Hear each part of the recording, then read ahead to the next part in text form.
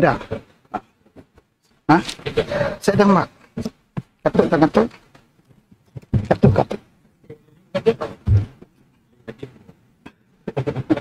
Saya dah menanggalinya tu lah. Katuk.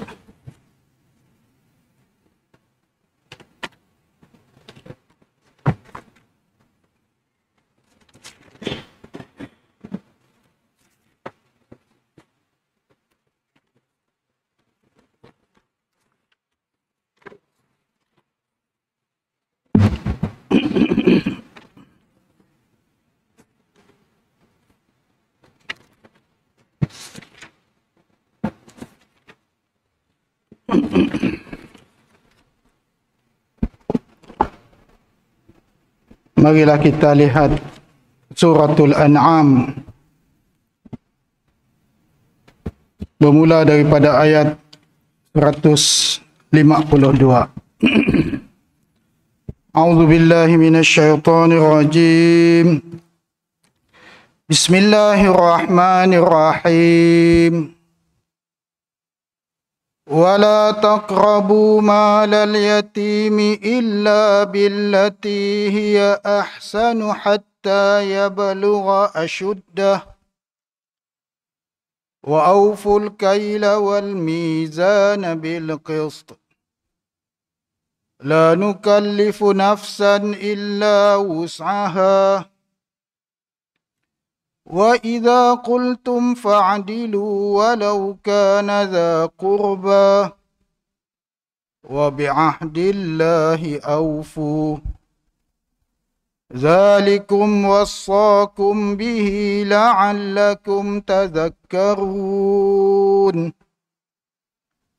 وَأَنَّ هَذَا صِرَاطِي مُسْتَقِيمًا فَاتَّبِعُوهُ ولا تتبعوا السبل فتفرق بكم عن سبيله ذلكم وصاكم به لعلكم تتقون ثم آتينا موسى الكتاب تماما على الذي أحسن وتفصيلا لكل شيء وهدى ورحمة لعلهم بلقاء ربهم يؤمنون وهذا كتاب أنزلناه مبارك فاتبعوه واتقوا لعلكم ترحمون أن تقولوا إنما أنزل الكتاب على طائفتين من قبلنا وَإِن كُنَّا عَن دِرَاسَتِهِمْ لَغَافِلِينَ أَوْ تَقُولُوا لَوْ أَنَّا أُنزِلَ عَلَيْنَا الْكِتَابُ لَكُنَّا أَهْدَى مِنْهُمْ فَقَدْ جَاءَكُمْ بَيِّنَةٌ مِّن رَّبِّكُمْ وَهُدًى وَرَحْمَةٌ فَمَنْ أَظْلَمُ مِمَّنْ كَذَّبَ بِآيَاتِ اللَّهِ وَصَدَفَ عَنْهَا سَنَجْزِي الَّذِينَ يَصْدِفُونَ عَنْ آيَاتِنَا سُوءَ الْعَذَابِ بِمَا كَانُوا يَصْدِفُونَ. Dan janganlah kamu mendekati harta anak yatim kecuali dengan cara yang lebih bermanfaat sehingga dia mencapai usia dewasa. Dan sempurnakanlah sukatan dan timbangan dengan adil. Kami tidak membebani seseorang melainkan mengikut kesanggupannya. Apabila kamu berbicara, bicaralah sejujurnya, walaupun dia kerabatmu. Dan penuhilah janji Allah. Demikianlah dia memerintahkan kepadamu agar kamu mengambil peringatan. Dan sesungguhnya inilah jalanku yang lurus, maka ikutilah ia. Jangan kamu ikuti jalan-jalan yang lain yang akan mencerai-beraikan kamu daripada jalannya. Demikianlah dia memerintahkan kepadamu agar kamu bertakwa. Kemudian kami telah berikan kepada Musa kitab Taurat untuk menyempurnakan nikmat kami kepada orang yang melakukan kebaikan, untuk menjelaskan segala sesuatu dan sebagai petunjuk dan rahmat agar mereka beriman akan adanya pertemuan dengan Tuhannya. Dan ini adalah kitab Al-Quran yang kami turunkan dengan penuh keberkatan. Ikutilah ia dan bertakwalah agar kamu mendapat rahmat. Kami turunkan Al-Quran itu agar kamu tidak mengatakan kitab itu hanya diturunkan kepada dua golongan sebelum kami, Yahudi dan Nasrani. Dan sesungguhnya kami tidak memerhatikan apa yang mereka baca. Atau agar kamu tidak mengatakan, jika kitab itu diturunkan kepada kami, sudah tentu kami lebih mendapat petunjuk daripada mereka. Sesungguhnya telah datang kepadamu penjelasan yang nyata, petunjuk dan rahmat daripada Tuhanmu. Siapakah yang lebih zalim daripada orang yang mendustakan ayat-ayat Allah dan berpaling daripadanya? Kelak kami akan memberi balasan kepada orang-orang yang berpaling daripada ayat-ayat kami dengan azab yang berat kerana mereka selalu berpaling.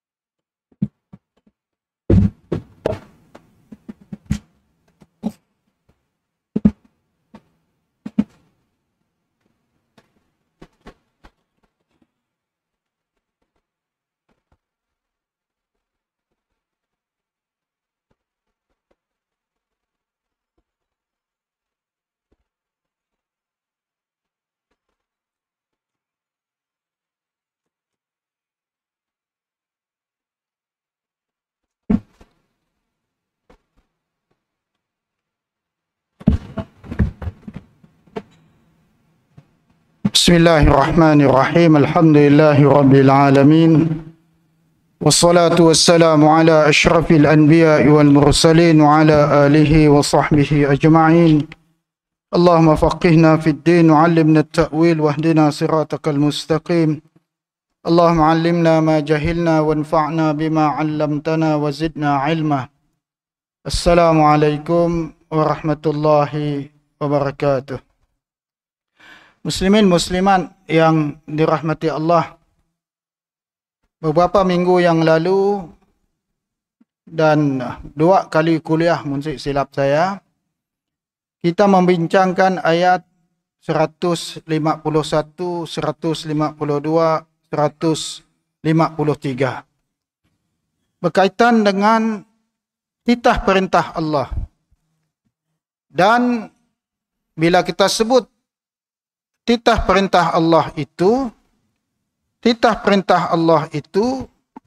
adalah membabitkan perkara yang wajib dilaksanakan ataupun perkara yang wajib kita tinggalkan. Ya. Kerana pada ayat-ayat sebelum daripada ini, perbincangan manusia adalah sibuk dengan makanan yang halal, minuman yang haram, makanan yang haram, dan pelbagai lagi perkara yang zahir.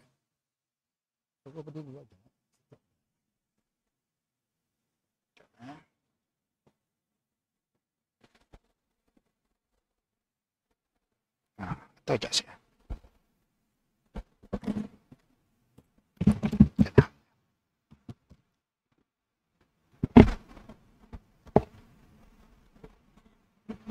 Tidak asisten ponteng kuliah malam tu. Ya, jadi cepat. Ataupun depan tu.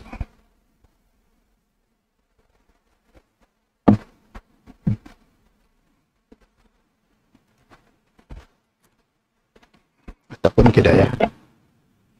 Cepat. Ya. Oh, start baru. Ya, siapa? Bukannya halal haram ya. Nah.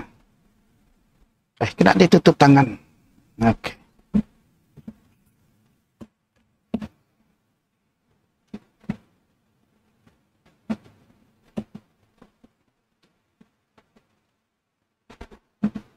Okey.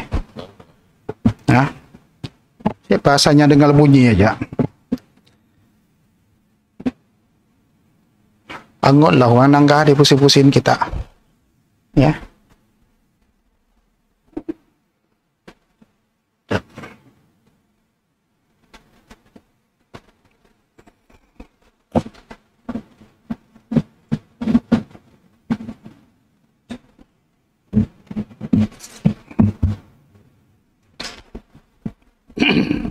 Baik.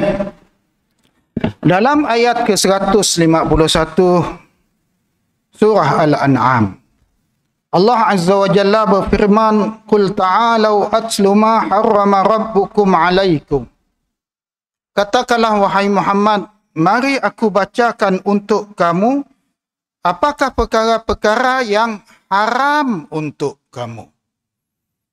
Tapi sebagaimana biasa, nak di padah Tuhan tu, nak tu orang si mau dengar. Sebabnya si sensasi. Ya, sebabnya si sensasi. Mayang 5 waktu. Si sensasi. Ya. Bersedekah, si sensasi. Melakukan syirik, si sensasi. Beriman kepada Allah, si sensasi. Ya, tapi manusia suka benda-benda baru yang merapu, yang sintu arah bunyinya. Baik, apakah perkara yang diharamkan oleh Allah? Pertama, syirik. Syirik kepada Allah Subhanahu wa taala. Allah tusyriku bihi syai'ah. Yang kedua, wabil walidaini ihsana. Derhaka dengan mak bapak. Ya, derhaka dengan mak bapak.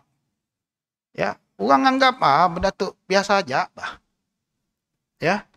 Yang ketiga yang Allah Taala haramkan, membunuh anak-anak kerana takutkan kemiskinan. Yang keempat, mendekati perkara-perkara maksiat, al-fawahish. Perkara yang jelek, perkara yang haram, perkara yang kotor, perkara yang lucah. Ya, secara zahir dan batin jangan pola. Ya, dekat pun si boleh, apatah lagi melakukannya. Yang kelima, jangan membunuh orang lain. Si mesti dengan kita nikam orang, menghasut orang, memfitnah orang, sehingga menyebabkan orang ya dibunuh. Ya, dan orang yang melakukan perbuatan seperti ini, walaupun bukan dia yang terbabit secara langsung, tetapi dia jadi punca kebencian orang, dendam orang si itu pasal. Ya, akibat fitnah dan sebagainya, ini perkara-perkara yang haram. Ya, kalaulah kerana fitnah yang kita buat tadi, lalu nyawa manusia yang tercabut, kelak orang yang bangkit pada hari kiamat akan dicap di atas dahinya sebagaimana disebut dalam hadis Nabi sallallahu alaihi wasallam, ayisun min rahmatillah. Ini orang tidak akan dapat rahmat Allah. Ya, nampak kecil. Tetapi di sisi Allah Azza wa Jalla perkara tu besar, membunuh orang. Ya, membunuh nyawa orang, membunuh rezeki orang. Kerana fitnah kita tadi, orang yang dibuang kerja. Ya. Sebab ya, tuan-tuan, 5 perkara pertama yang Allah Ta'ala sebut sebagai perkara haram di sini, Allah Ta'ala tutup ayatnya dengan zalikum wassaakum bihi la'allakum ta'qilun. Inilah perkara-perkara yang Allah wasiatkan untuk kamu. Pesankan untuk kamu. Mudah-mudahan kamu berakal. Berakal. Lihat kita orang nyembah kubur, nyembah topekong, nyembah patung, nyembah polong. Berakal sih. Si berakal. Tapi apa kenanya maulah juga. Orang ngagak bomoh. Berakal sih. Si berakal. Tapi kenanya ngagak juga. Ya, orang yang melakukan maksiat. Berakal sih. Berakal. Taunya ya dosa. Tapi apa kenanya si ngekon akalnya? Ya, balik soal iman kepada Allah. Mun orang ya tahu berjumpa dengan bomoh menghapuskan imannya, orang ya saya akan pergi. Macam-macam alasan kena kita jumpa bomoh, ikhtiar aja ustaz. Syirik ya, syirik sikit aja. Nya pandai lagi dari kita. Ya, kena kita memfitnah orang. Ya, orang lain nganoknya, saya nganok dikit. Zalikum wassakum bihi la'allakum ta'qilun. Inilah yang Allah Ta'ala wasiatkan untuk kamu. Mudah-mudahan kamu berakal. Yang keenam, dalam ayat 152. Apa lagi perkara-perkara yang diharamkan oleh agama? Wala taqrabu malal yatimi illa billati hiya ahsanu hatta yablugha asyuddah. Ya, jangan kamu dekati harta anak yatim. Allah Ta'ala beri amaran kepada orang yang menjadi wasi, pemegang amanah harta anak yatim. Biasa tu siapa? Pak Penakan. Biasa tu siapa? Nenek. Ya, Pak Penakan jaga harta adik-beradiknya yang meninggal dunia bagi pihak anak penakannya. Harta anak yatim. Ataupun nenek menjaga harta cucunya bagi pihak mak bapaknya yang telah meninggal dunia. Bolehkahnya makan harta anak yatimnya? Quran sebut. Wala taqrabu malal yatimi illa billati hiya ahsanu hatta yablugha asyuddah. Jangan kamu dekati harta anak yatim kecuali dengan cara yang paling baik. Sehingga anak itu meningkat dewasa, boleh berfikir. Ya. Boleh sih orang memelihara anak yatim ngambil upah daripada menjaga anak yatim? Boleh. Berapa banyak? Ya soalnya. Berapa banyak? Ya. Quran saya dah nyebut berapa banyak. Tapi Quran menyebut billati hiya ahsan. Dengan cara yang terbaik. Yang terbaik apa? Jangan diambil. Kalau nak ngambil juga, ambil sekadar yang perlu. Ya, sekadar yang perlu. Dan bila disebut sekadar yang perlu, ukurannya adalah amat sedikit. Ya, adalah amat sedikit.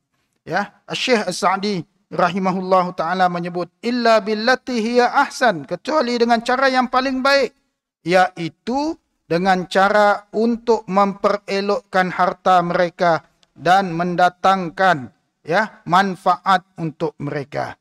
Ayat ini menjadi dalil bahawa tidak boleh mendekati harta anak yatim dan menguruskannya sehingga memudaratkan kepentingan anak yatim itu, dan tidak boleh ya mendatangkan mudarat dan membawa sesuatu yang tidak mendatangkan manfaat untuknya. Apalagi yang contoh harta anak yatim? Wang amanah, wang persatuan, wang kebajikan. Apalagi? Duit masjid. Duit masjid. Ya, duit kutipan derma. Ya. Boleh si jawatankuasa berbelanja sebahagian daripadanya? Boleh. Untuk pengurusan. Tapi patut-patutlah. Patut-patut. Untuk jamuan mesyuarat. Boleh. Boleh. Kali tek jamuannya seorang sikuk ikan empurau. Boleh. Judi saya ada orang berdekah dengan kita lagi. Kayak orang lain berdekah. Ya, untuk benda maslahat tu daknya berasap makan ikan purau. Si orang molah lah, saya beri contoh ekstrim. Ya. Supaya tuan-tuan, ya, orang yang menjaga harta awam, pegawai kerajaan, pemimpin politik, siapa lagi? Ya, mereka perlu menjaga harta awam itu umpama jaga harta anak yatim. Agar berhati-hati membelanjakannya. Ya, agar berhati-hati membelanjakannya sebab ia getah orang. Ya, bila membabitkan harta awam, dengan siapanya nak minta halal pas ya? Ya, mengambil duit tuan imam, senang cari tuan imam kat ya, bayar balik dengan tuan imam.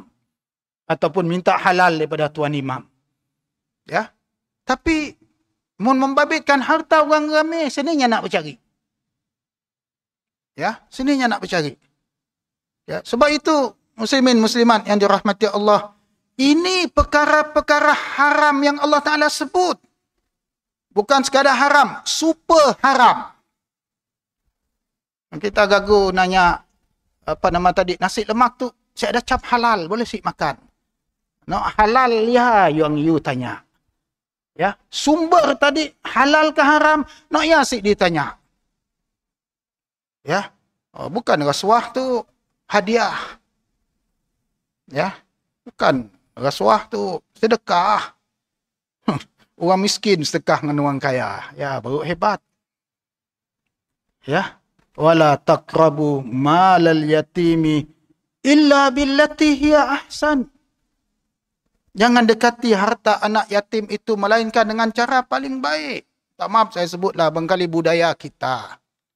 Asal sidak VIP datang, VIP dijamu macam rensak benar VIP si kalak makan kali. Udah gi budaya tu. Saya sih nafikan ya adat kita. Tapi ada sebahagian adat ya merosakkan kita sendiri, menjadikan kita sentiasa berjiwa hamba. Sedangkan kita hanya hamba kepada Allah Taala. Ya, saya percaya sebahagian VIP pun si mau dipolah hidayah, tapi apa kena kita? Kita tu. Ya, kita tu. Ya, hatta para fuqaha berbincang. Sejadah mayang. Boleh si reserve untuk VIP. Boleh reserve untuk imam dengan Bilal aja. Mun VIP yang mau reserve tempat sejadah semayang, saknya jadi imam atau jadi Bilal. Nak lain ya, udah you lambat duk belakang you. Para ulama berbincang tentang soal saf semayang. Mun lah kanak-kanak yang dah duduk depan. Tiba-tiba ada orang lain, orang tua madah, nak kau duduk belakang, aku duduk situ. Orang tua ya dianggap zalim kepada anak itu mengambil haknya. Ya.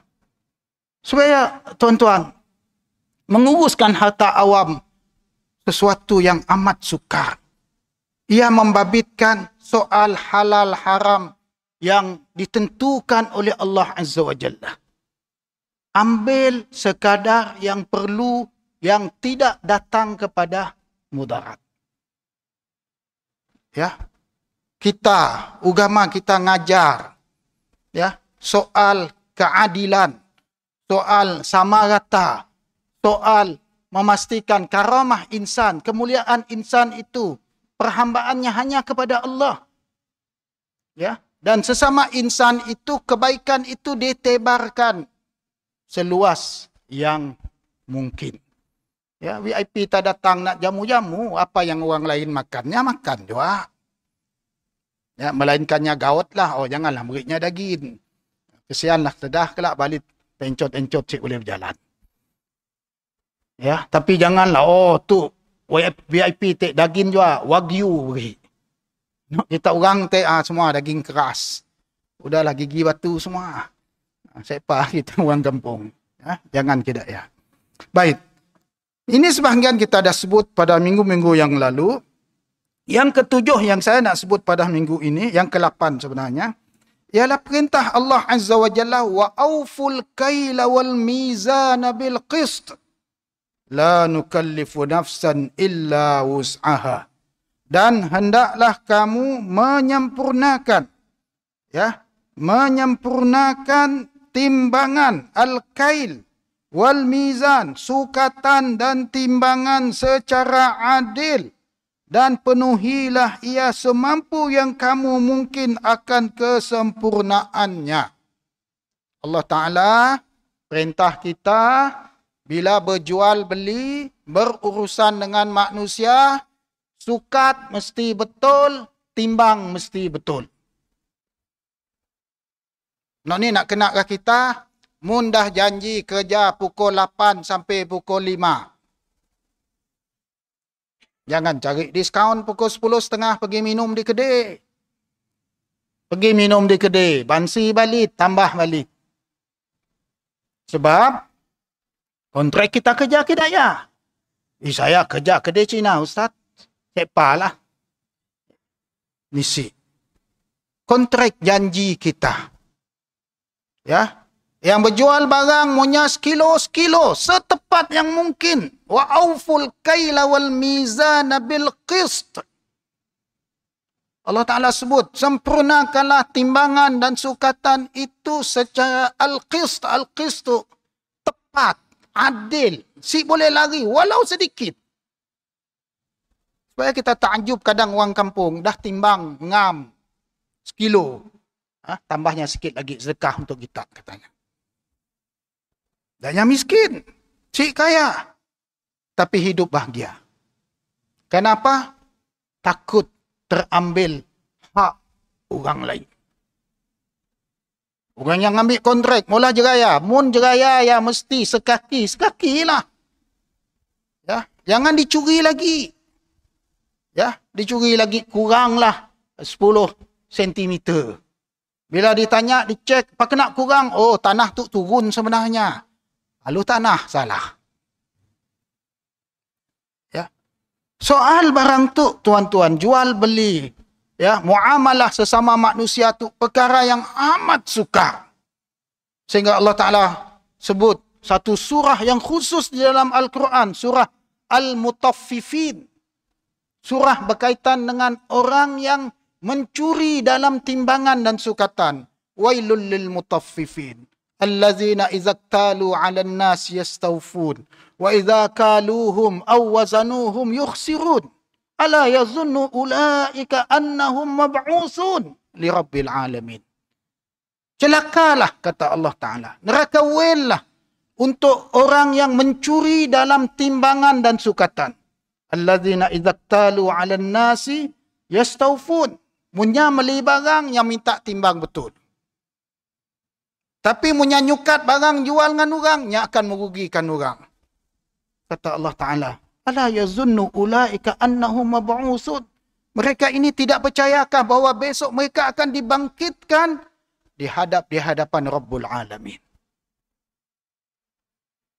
Ya, jual beli, ya. Kalau culas, kalau tipu, kalau khianat, ini barang haram. Ya, bila barang haram, makan harta orang haram umpama memasukkan api neraka ke dalam mulut sendiri. Ya, ibu gago dulu cap halal ya tadi, sumber ya. Ya, apakah ia sumber yang halal ataupun sumber yang haram? Karena itu Allah Ta'ala sebut dalam ayat 152 ini, setelah menyebut ayat tadi, wa'auful kaila wal mizana bil qisti, la nukallifu nafsan illa wus'aha. Allah Ta'ala tidak memberatkan melainkan atas kemampuan hambanya. Maksudnya, tepatilah timbangan, tepatilah sukatan, semampu yang boleh. Ya, semampu yang boleh. Artinya sampai ke tahap kita rasa kita mampu beri lebih daripada ya. Nang kain ya semita, nang disukat benar semita ya tadi. Ya. Sebab apa? Takut kita mengambil hak orang lain. Ya. Kata Syekh As-Sa'di, berdasarkan ayat ini dan seumpamanya, para ulama usul, ya, berdalil bahawa Allah tidak mentaklifkan seseorang pun untuk melakukan perkara yang dia tidak mampu. Semua perintah Allah kita mampu buat. Tidak ada taklif yang manusia tidak mampu buat. Mun ada orang madahnya si mampu solat 5 waktu, peliklah orang ya. Bangkalinya uzur si lama lagi nak mati barangkali. Ya, sebab solat 5 waktu ya, baik orang sehat, baik orang sakit, baik orang cacat, selagi waras, nya boleh solat. Tapi munnya dah, otaknya dah 20%, bodinya dah tinggal 10%, ya pun hilangkah taklif? Tidak. Tidak mampu solat berdiri, solat duduk. Tidak mampu solat duduk, solat baring. Tidak mampu lagi solat baring tidak nih? Isyarat. Tidak mampu lagi isyarat. Sedia ajak kain kapan lah. Memang si dah nak jalan dah ya. Gerak mata pun dah si dapat lagi. Ya. Artinya taklif tu barang yang manusia mampu buat. Ya. Nimbang barang 1 kilo.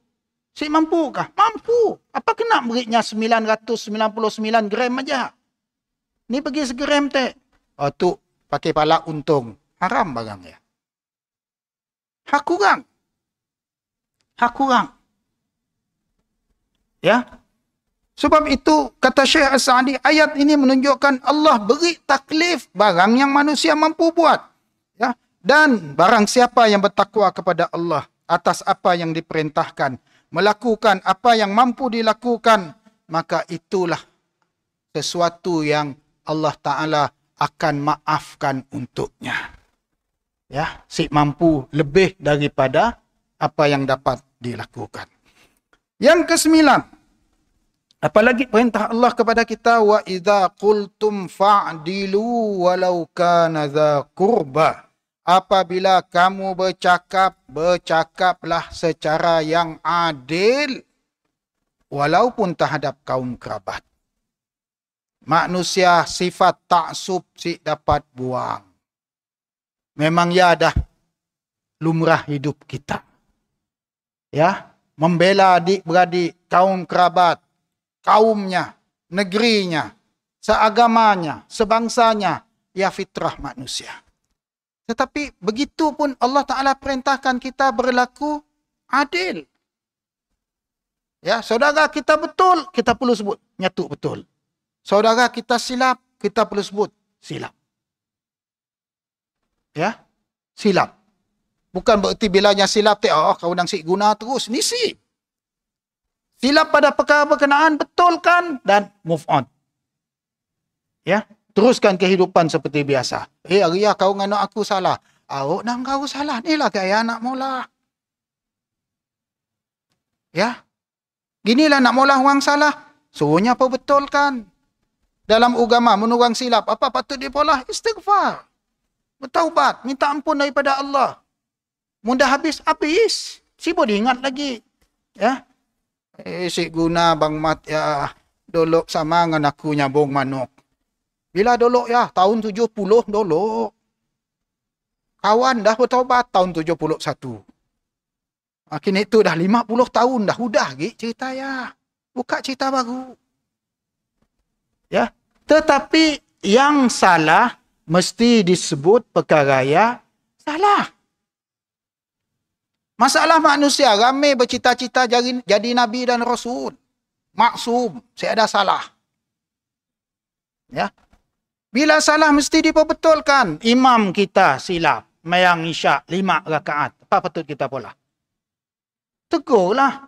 Ini cara negur, bertasbih. Subhanallah. Mengajar kita, bila menegur orang yang silap, mesti ada adab. Ya, satu perkara lagi. Jangan depan orang anak, salah kita Bang Mat. Udah, satu masjid, enggak. Tunggulah orang pulang kah, duduk di Bombay kelak kah, Bang Mat. Apalah kita tadi, ya silap Bang Mat. Pandai-pandai kau si, dia tak dalam buku tu. Kita si nerima. Ya, hal kita lah. Saya madah aja. Mesti ada adab. Ya. Baik. Wa idza qultum fa'dilu. Kata Syekh As-Sa'di, Yes, apabila kamu berkata sesuatu perkara yang memutuskan hukuman di antara manusia, ya, maka hendaklah kamu memerhatikan sifat benar yang mesti kamu utamakan pada orang yang kamu sukai ataupun orang yang kamu benci. Jangan sesekali kamu menyembunyikan sesuatu yang mesti kamu perjelaskan. Sesungguhnya orang yang cenderung kepada kezaliman itu, dia cenderung melakukan perkara yang haram.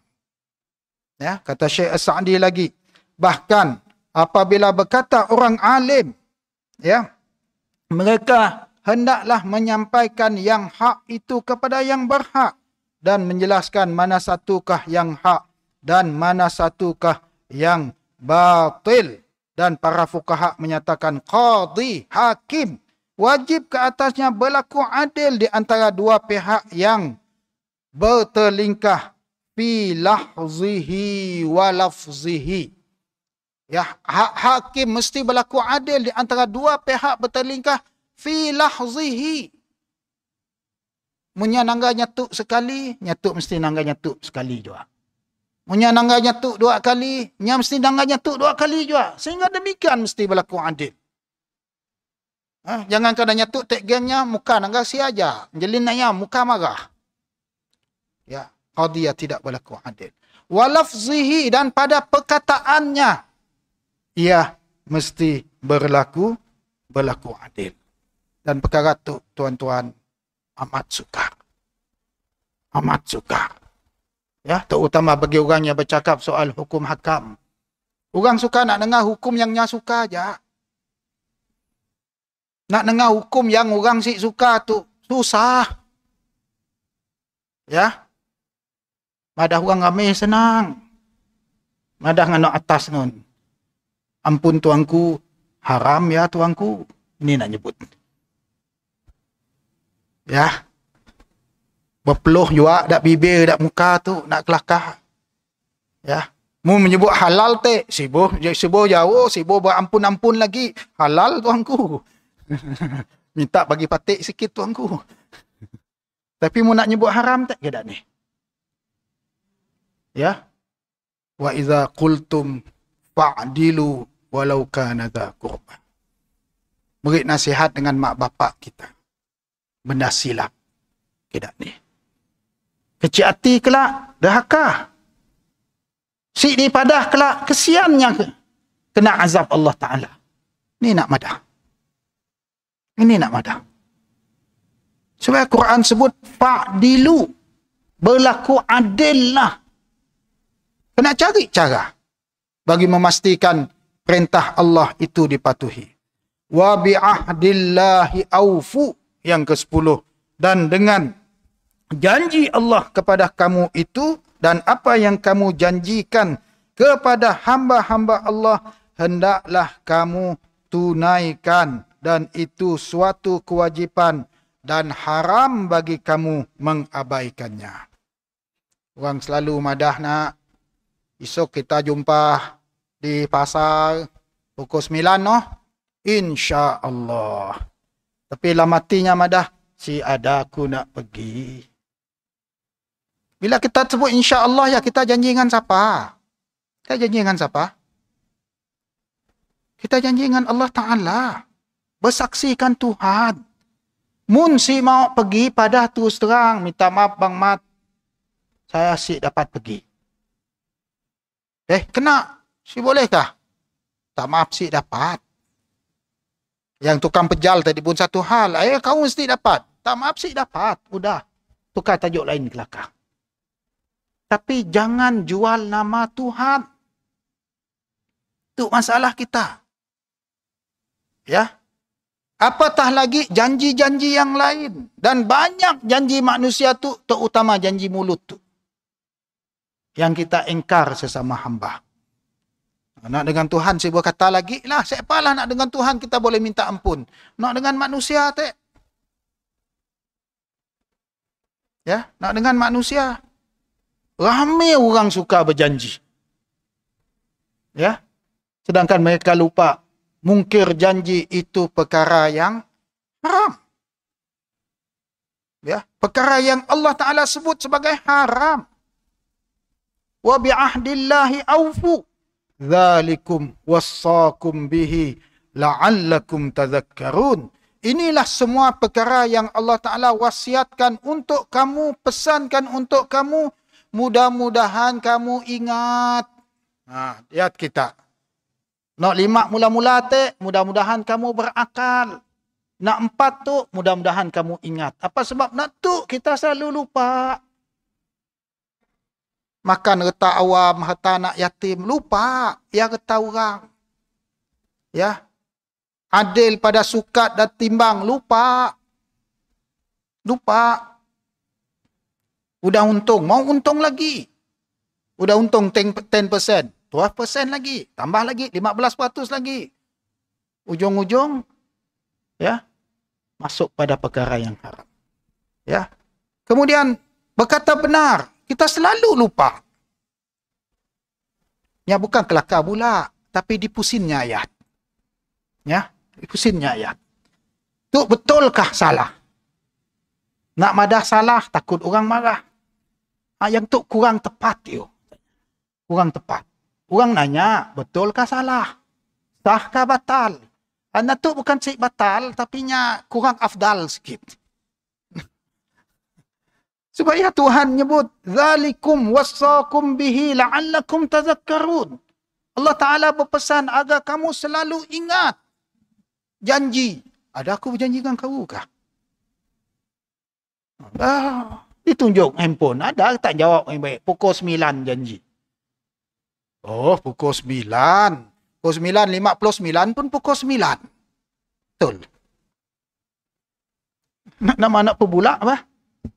Ujungnya kelak pukul 9, 90 minit. Pukul 10.30 dah hari. Ya, dzalikum wassakum bihi la'allakum tadhakkarun wa anna hadza sirati mustaqiman fattabi'uhu wa la tattabi'us subula fatafarraqa bikum an sabilihi dzalikum wassakum bihi la'allakum tattaqun. Inilah jalanku yang lurus, maka ikutilah dia. Jangan kamu ikuti jalan-jalan yang lain. Nescaya kamu berpecah belah daripada jalan-jalan Allah. Inilah yang Allah Ta'ala wasiatkan kepada kamu. Mudah-mudahan kamu bertakwa. 9 perkara ini, tuan-tuan. Kalau kita taat, Allah Ta'ala sebut, mudah-mudahan kamu termasuk orang yang bertakwa. Wassallallahu ala Muhammad wa ala alihi wa sahbihi wasallam.